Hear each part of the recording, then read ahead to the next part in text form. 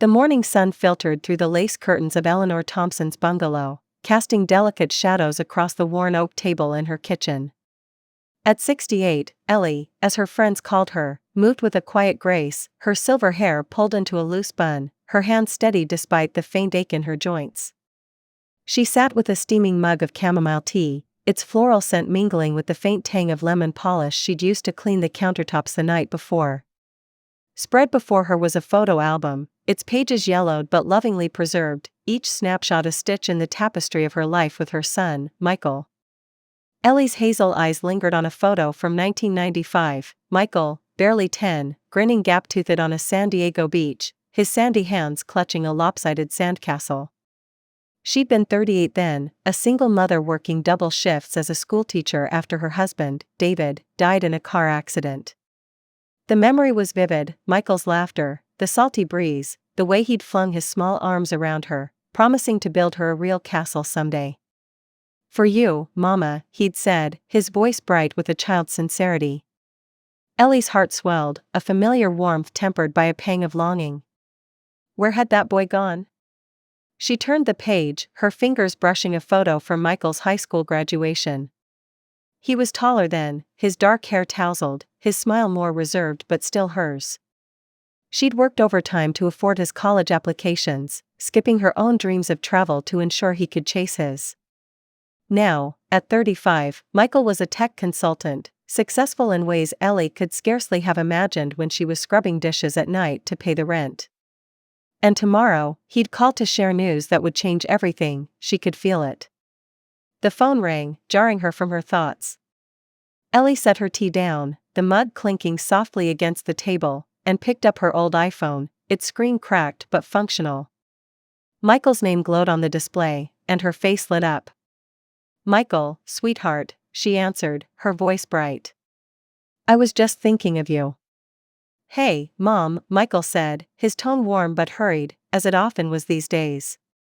"Got a minute?" "For you?" "Always." Ellie leaned back in her chair, tucking a stray strand of hair behind her ear. She pictured him in his sleek downtown condo, probably in a pressed shirt, his laptop open to some urgent email. He'd always been driven, even as a boy. "So, I've got big news," he said, pausing. Ellie caught the hesitation, a faint crack in his confidence.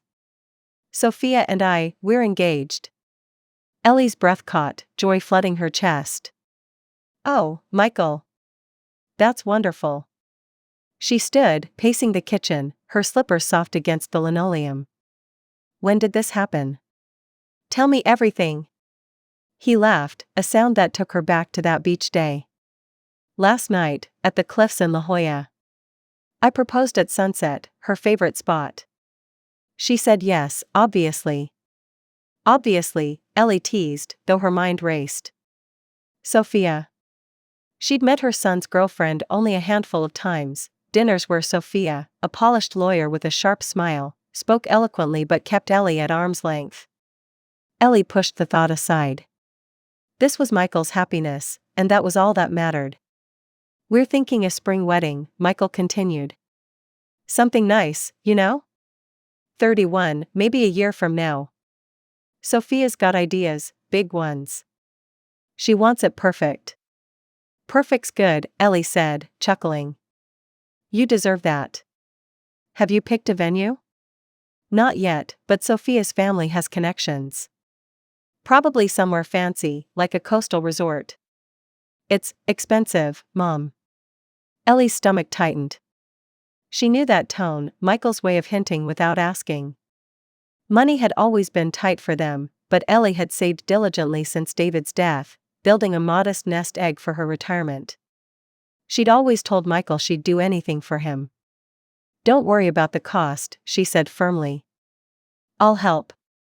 Whatever you need." "Mom, you don't have to, I want to," she interrupted, her voice soft but resolute. "You're my boy. Let me do this for you." There was a pause, then Michael's voice softened. "Thanks, Mom. You're the best." They talked longer, about ring details, a diamond Sophia picked, the guest list. Sophia's family was large, and Ellie's suggestions for flowers, roses, like her own wedding. But Michael grew distracted, his responses shorter. "Sophia's texting," he said abruptly. "Gotta go." "Love you, Mom." "Love you too," Ellie said, but the call ended before she finished. She stared at the phone, a tiny knot forming in her chest. Just busy, she told herself. Weddings are stressful. The next week, Ellie drove to her bank, a small branch near the San Diego pier where seagulls wheeled overhead, their cries sharp against the ocean's hum. Inside, the air was cool, the teller's smile polite but impersonal. Ellie withdrew $50,000 from her retirement savings, her heart pounding as she signed the forms. It was nearly half her nest egg, painstakingly built over decades of teaching, tutoring, and frugal living.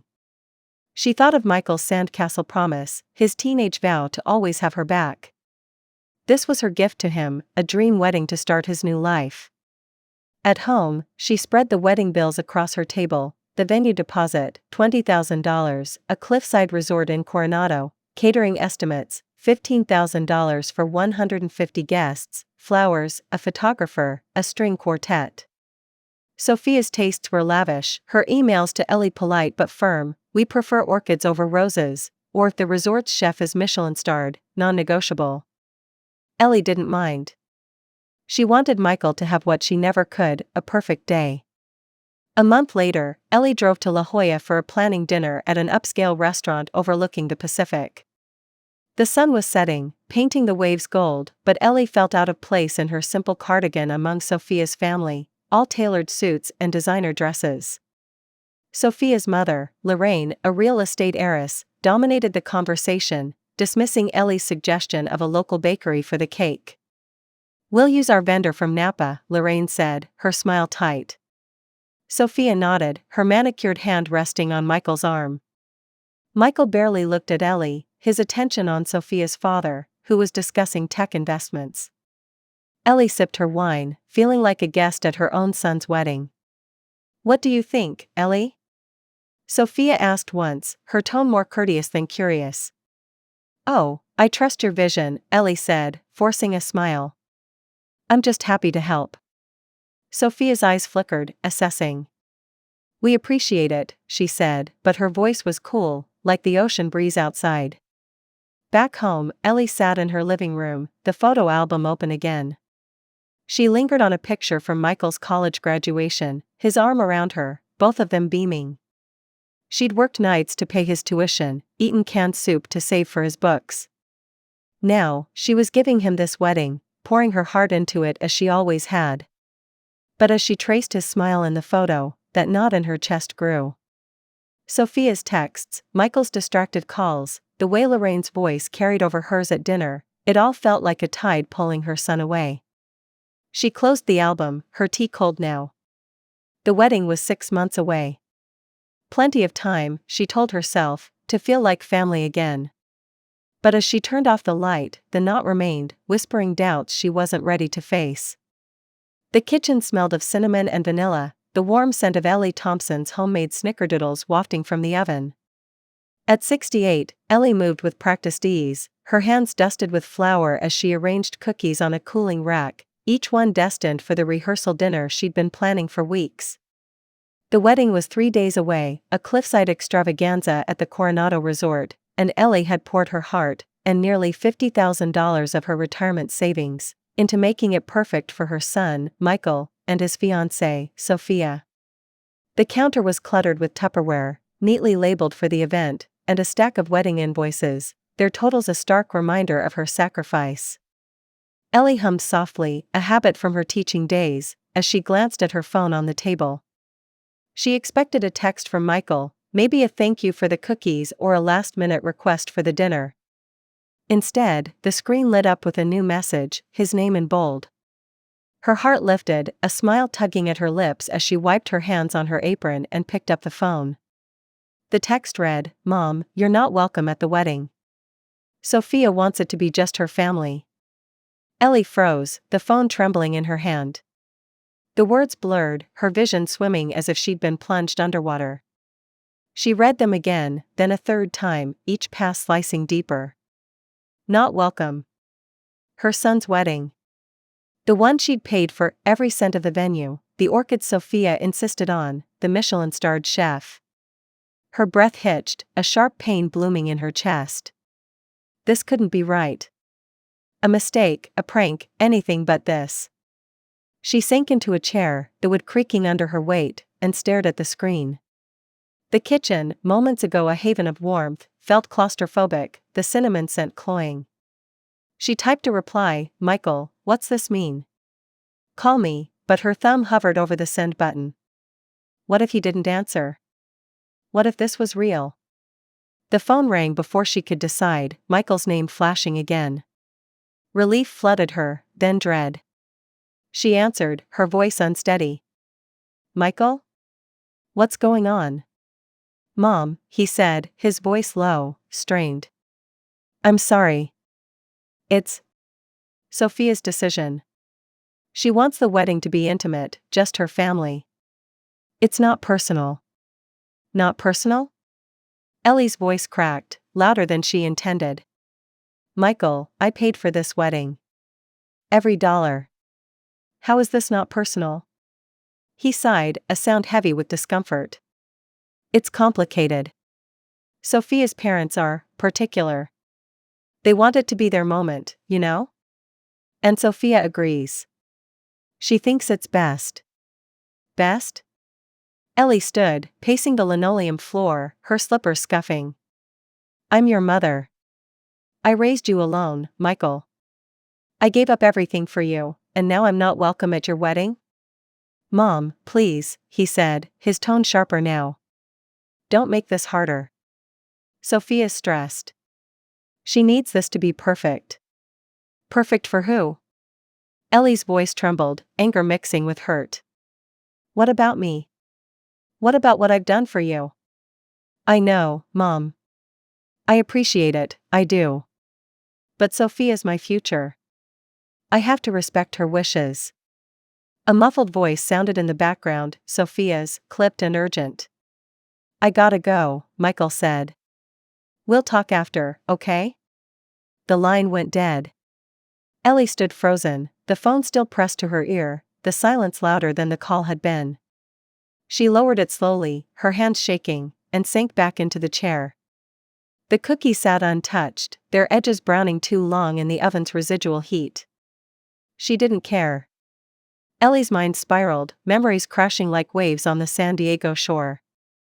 She saw Michael at 5, clinging to her after David's funeral, his small hands clutching her dress as she promised they'd be okay. At 15, he'd sworn to always have her back, his teenage bravado fierce as they faced eviction threats together. She'd worked nights, tutored on weekends, eaten day-old bread to keep him in school. And now, this. A text. "You're not welcome." She walked to the living room, her bungalow's familiar creaks grounding her. The photo album from last month lay open on the coffee table, Michael's graduation smile staring up. She slammed it shut, the sound sharp in the quiet house. How had they come to this? Was it Sophia, with her polished manners and wealthy parents, who saw Ellie as a small-town relic? Or had Michael changed, pulled into a world where his mother didn't belong? Ellie's friend Rosa, a retired nurse with a no-nonsense warmth, arrived an hour later, summoned by Ellie's tearful voicemail. Rosa sat across from her, her dark eyes sharp with concern. "Tell me everything, Ellie," she said, pouring tea from a thermos she'd brought. Ellie recounted the text, her voice breaking as she read it aloud. "I don't understand, Rosa. I gave him everything. And Sophia, why would she do this?" Rosa's lips pressed into a thin line. "Sounds like Sophia's running the show, and Michael's letting her. You need to talk to him, face to face. Don't let this fester." "I tried," Ellie said, wiping her eyes. "He wouldn't even explain.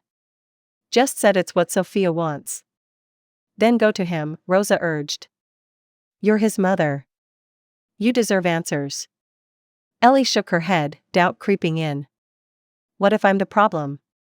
Maybe I've been too involved, too clingy. Sophia's family, they're rich, Rosa. They have connections, class. I'm just a retired teacher with a paid-off bungalow. Rosa leaned forward, her voice firm.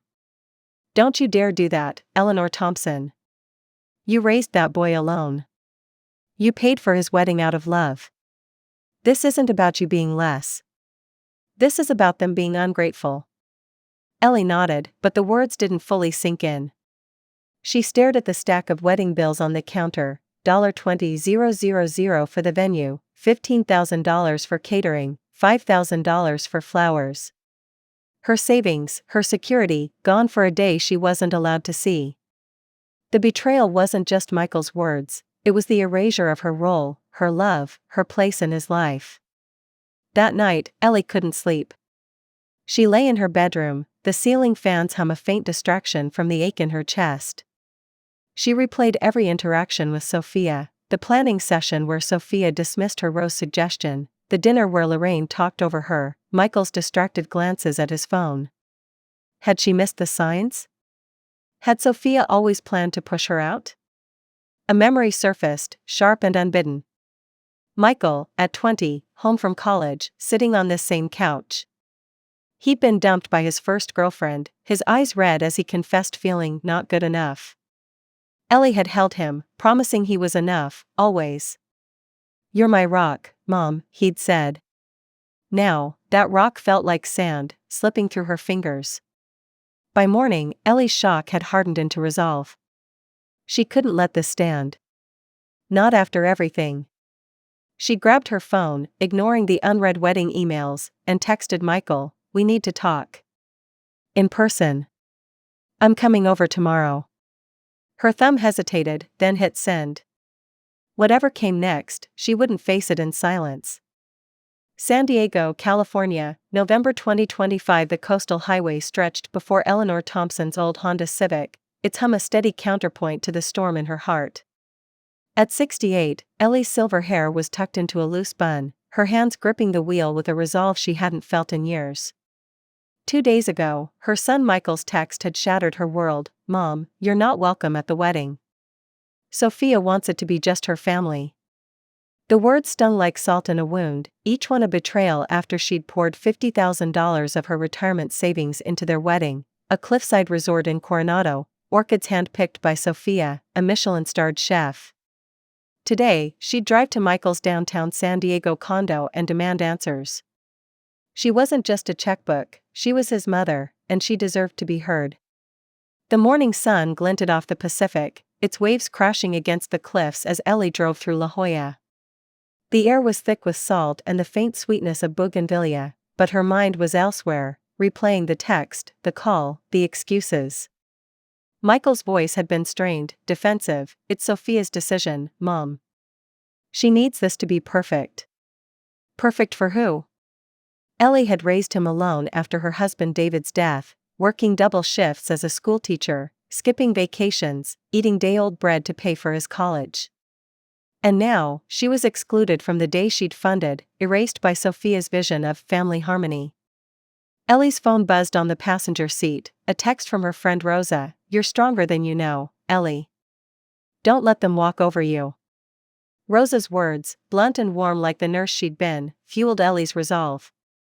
She wore her best blue cardigan, the one Michael once said matched her hazel eyes, a small armor for the confrontation. Her mind drifted to a memory, Michael at 16, helping her paint their bungalow after a storm, his laughter echoing as he splattered her with paint. "We're a team, Mom," he'd said, his teenage bravado fierce. Now, that team felt fractured, pulled apart by Sophia's influence and Michael's silence. Ellie's car wound past pastel villas and palm-lined streets, the ocean's rhythm a faint comfort. She passed the Coronado resort, its white facade gleaming against the cliffs where Michael and Sophia would marry tomorrow. The sight twisted her gut. She'd signed the $20,000 venue deposit, her signature a testament to her love. She recalled the planning session months ago, Sophia's dismissive "we prefer orchids over roses" and Michael's averted eyes as Sophia's mother, Lorraine, dominated. Had Ellie missed the signs? Had Sophia always planned to push her out? Her hands tightened on the wheel, knuckles whitening. She rehearsed her words, her voice trembling in her mind. "Michael, I deserve to be there. I raised you. but doubt crept in. What if he chose Sophia's wealthy family over her? What if she'd lost him to their world of glass condos and designer labels? Another memory surfaced, Michael at 10, clutching her hand at David's funeral, promising they'd be okay together. She'd been his rock then. Now, she felt like sand, slipping through his fingers. Ellie parked outside Michael's condo, a sleek tower reflecting San Diego's skyline. Her heart pounded as she rode the elevator to the 10th floor, the hum amplifying her nerves. She smoothed her cardigan, took a deep breath, and knocked on his door. Michael opened the door, his dark hair disheveled, his eyes flickering with guilt. "Mom? You didn't say you were coming." "I texted yesterday," Ellie said, her voice steady despite the ache in her chest. "We need to talk, Michael." He hesitated, then stepped aside. The condo was all chrome and white leather, a stark contrast to Ellie's cozy bungalow. Sophia sat on the couch, her blonde hair in a tight bun, her navy dress pristine. Her eyes narrowed as Ellie entered. "Eleanor," she said, her tone polite but icy. "This is unexpected." Ellie ignored her, focusing on Michael. "I need to know why I'm not welcome at your wedding." "The one I paid for, $50,000, Michael. The venue, the flowers, the chef you wanted. Why am I being shut out?" Michael shifted, glancing at Sophia. "Mom, it's not what you think." Sophia's family wanted it smaller, more intimate. "Intimate?" Ellie's voice rose, trembling with hurt. "I'm your mother. I raised you alone after your father died. I worked nights, gave up my dreams, to give you a life. And now I'm not welcome?" Sophia stood, arms crossed. "Eleanor, it's not personal. My parents want a cohesive event, their vision. Your contribution was generous, but this is our day." "Your day?" Ellie turned to her, anger flaring. "I paid for your day. The $20,000 venue, the $15,000 catering, the orchids you demanded. You don't get to erase me." Sophia's lips tightened. "We appreciate your money, but we don't owe you a seat. It's about family harmony." "Harmony?" Ellie's voice broke, tears burning her eyes. "You're tearing my family apart." Michael stepped forward, his face flushed. "Mom, stop. You're making this harder." Sophia's stressed. "Her parents, they're particular. They don't think you fit." The word hit like a slap. Ellie stared at her son, the boy she'd raised through grief and struggle. "Fit? I'm your mother, Michael. I don't need to fit with her parents. I belong because I love you." Sophia's voice cut in, sharp. "Eleanor, you're being dramatic. This isn't about love. It's about aesthetics, cohesion. Your small-town vibe doesn't match our vision." Ellie's hands clenched, her nails digging into her palms. "Small-town vibe? I'm the woman who raised your fiancé. I'm not a vibe, I'm his family." Michael looked away, his jaw tight. Ellie pressed, her voice softer but firm. "Michael, tell me the truth. Why are you letting this happen?" He sighed, rubbing his neck. "Sophia's parents, they think you're too different. They're paying for the honeymoon, the house down payment. They wanted the wedding to reflect their status. I didn't want to fight them." Ellie's heart sank, the pieces clicking into place. Lorraine and Richard, Sophia's wealthy parents, saw her as lesser, a retired teacher, a widow with no pedigree. Sophia had molded Michael to their expectations, and he'd bent. "You're choosing their money over me," Ellie said, her voice barely above a whisper. "I gave you my life, Michael. Not just money, my heart." Michael's eyes glistened, but he didn't speak. Sophia stepped closer, her tone softer but unyielding. "Eleanor, you'll still be part of his life. Just not this moment." Ellie shook her head, a quiet resolve settling over her. "No, Sophia. I won't beg for a place in my son's life." She turned to Michael, her voice steady despite the tears.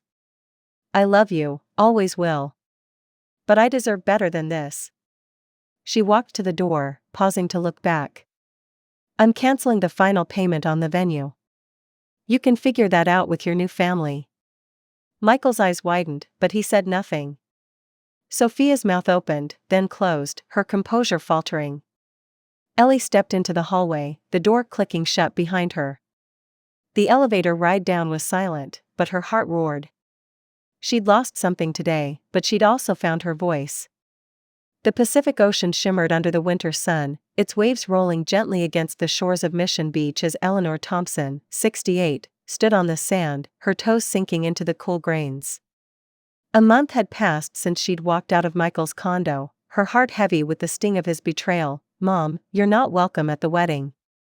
Sophia wants it to be just her family.